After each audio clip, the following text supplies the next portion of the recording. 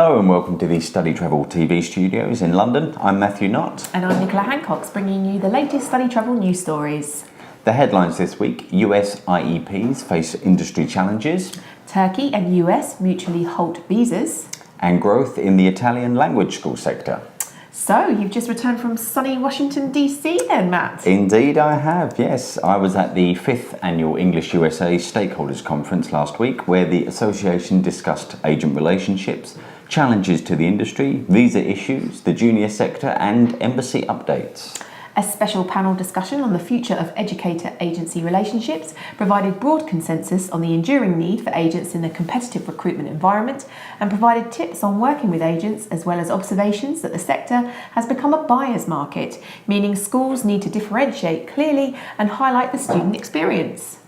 Elsewhere at the event, the Department of State revealed there was a large reduction in F1 student visas issued in 2016, although this was partly attributable to the introduction of longer-term visas for Chinese nationals.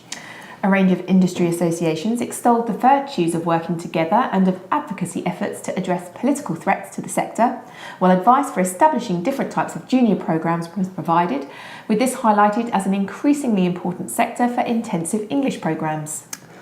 Indeed, and talking of those political issues, subsequently to the conference, we have heard that the US and Turkey have mutually suspended non-immigrant visa operations, affecting student and exchange visitors. Yes, indeed. The US Embassy in Ankara suspended operations following the arrest of a Turkish staff member of the diplomatic mission.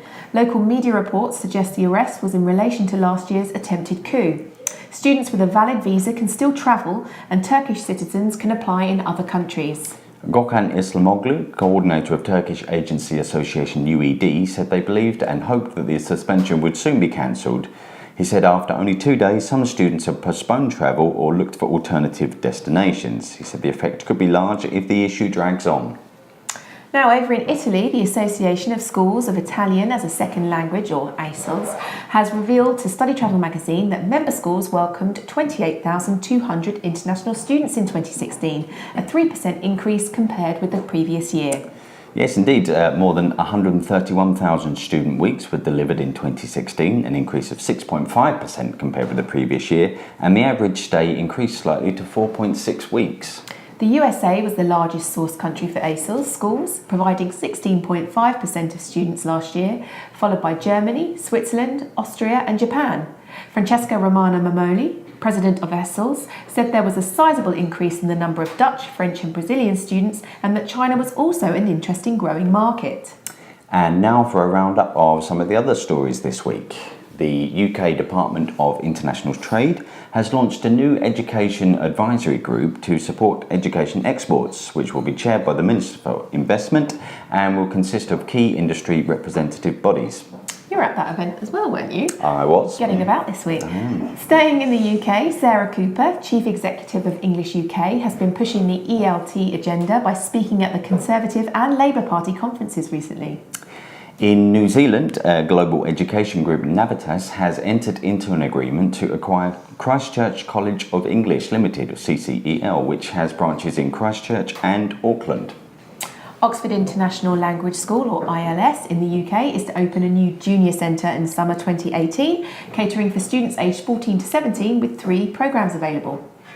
And the International Association of Language Centres, or IALC, has announced a new partnership with Advisor, a provider of technology solutions in the language travel industry, to promote all 140 member schools on the Advisor platform. In our Grapevine photo gallery this week, you will find pictures from the aforementioned English USA and Department of Trade events, as well as MEI's workshop, a rainbow breakfast for Discover English, and Humboldt Institute's Agent Fam Trip. Thank you for watching the news, sponsored this week by International House Dublin. We'll be back with more stories next week. Thank you. Goodbye. Goodbye.